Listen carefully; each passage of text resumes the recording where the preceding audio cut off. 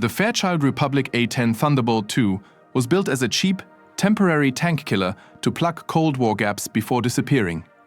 Instead, it succeeded for a totally wrong reason. It didn't win through modern tech or swift speed. It won through pure, terrifying durability. Built around a massive cannon, it outlasted its replacements because ground troops trusted its heavy armor when high-tech jets failed them. Supermarine Spitfire was designed as a short-range land interceptor to defend British home skies. Instead, it succeeded for a totally wrong reason. It didn't win by staying in its tight defensive lane. It won because its airframe was wildly adaptable. It morphed into carrier fighters, high-altitude scouts, and strike bombers, thriving simply because engineers could keep rebuilding it into everything else. The Douglas C-47 Skytrain began as a luxury airliner designed to carry wealthy passengers in total comfort. Instead, it succeeded for a totally wrong reason. It didn't win by pampering travelers. It won through brutal, over-engineered toughness.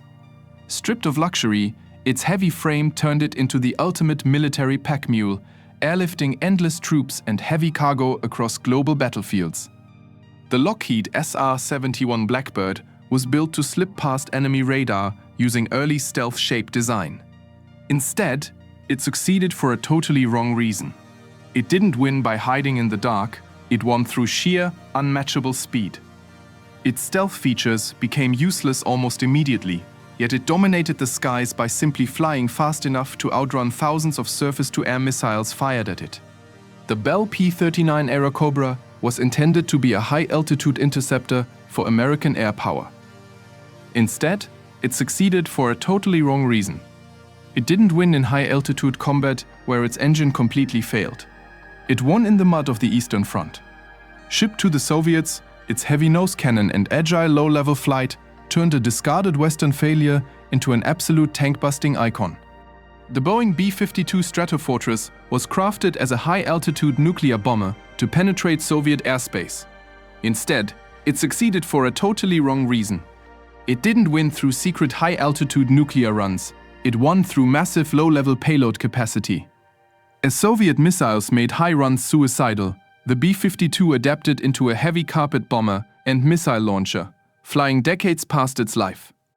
The Grumman F-14 Tomcat was created exclusively to intercept Soviet bomber swarms with long-range missiles. Instead, it succeeded for a totally wrong reason. It didn't win by stopping those massive bomber fleets. It won by reinventing itself after the Soviet threat vanished. Retrofitted with targeting pods, the interceptor found its true fame as a precision ground strike bomb truck over decades. The de Havilland Mosquito was made out of wood simply to save precious metal during wartime shortages. Instead, it succeeded for a totally wrong reason. It didn't win because wood was cheap. It won because wood made it light, blindingly fast, and virtually invisible to early radar.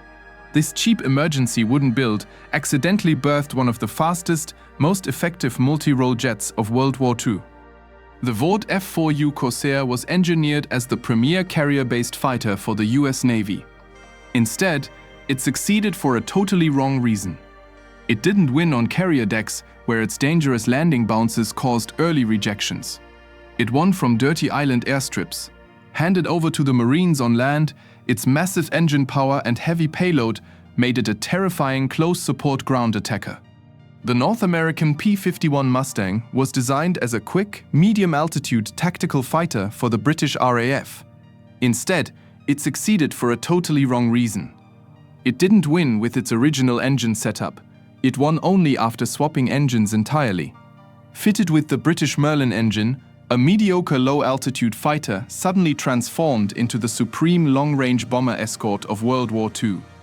The consolidated B-24 Liberator was engineered to outperform existing bombers in speed, range, and bomb capacity. Instead, it succeeded for a totally wrong reason. It didn't win its biggest strategic victory by bombing land targets. It won by hunting submarines at sea. Its extreme range allowed it to patrol mid-ocean gaps, crushing U-boat wolf packs and saving Allied supply lines across the Atlantic. The Messerschmitt Bf 109 was conceived as a lightweight, short-range interceptor for quick air duels. Instead, it succeeded for a totally wrong reason. It didn't win by sticking to brief dogfights. It won through the sheer structural endurance of its frame. Germany kept modifying this basic 1930s fighter into gunboats, scouts, and night fighters, stretching its lifespan long past its intended design era. The Hawker Hurricane was built to be Britain's primary high-performance dogfighter against enemy fighters. Instead, it succeeded for a totally wrong reason. It didn't win by outchasing fast modern fighters, it won through old-fashioned sturdy wood construction. Easily repaired in dirty field tents, it scored the majority of Battle of Britain kills by smashing into slow, heavy bomber formations instead. The McDonnell Douglas F-4 Phantom II was designed as a sleek, gunless fleet interceptor, relying entirely on missiles. Instead, it succeeded for a totally wrong reason. It didn't win through high-tech missile combat, it won through sheer brute force and heavy payload capacity. Forces added physical guns back, relying on its massive twin engines to turn a flawed missile jet into a legendary warhorse. The Lockheed C-130 Hercules was crafted in the 1950s as a simple tactical transport to move troops on rough dirt fields. Instead, it succeeded for a totally wrong reason. It didn't win by just carrying troops. It won because its flat cabin floor made it insanely modular. It transformed into heavy gunships, aerial refuelers and storm chasers, serving for over 70 continuous years in combat. The General Dynamics F-16 Fighting Falcon was pushed as a cheap, daylight-only air dogfighter without heavy gear. Instead, it succeeded for a totally wrong reason. It didn't win by remaining an austere, lightweight fighter. It won by evolving into the exact opposite.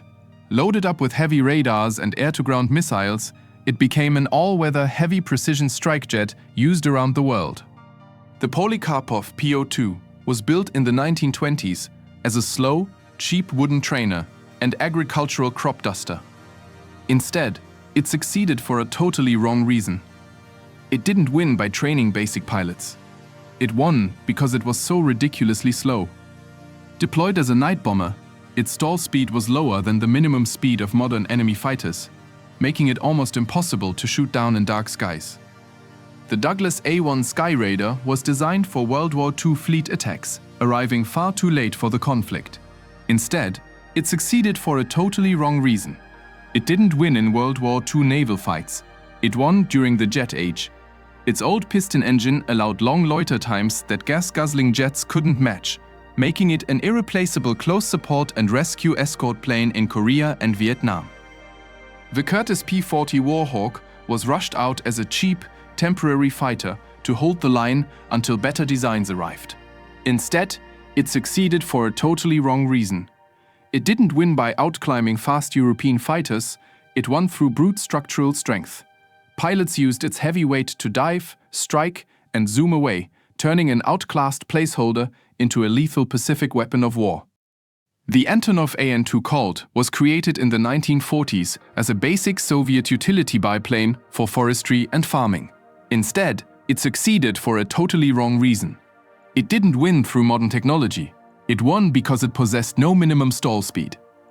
Capable of hovering in high winds and taking off from tiny patches of mud, this primitive biplane remains in active commercial service today.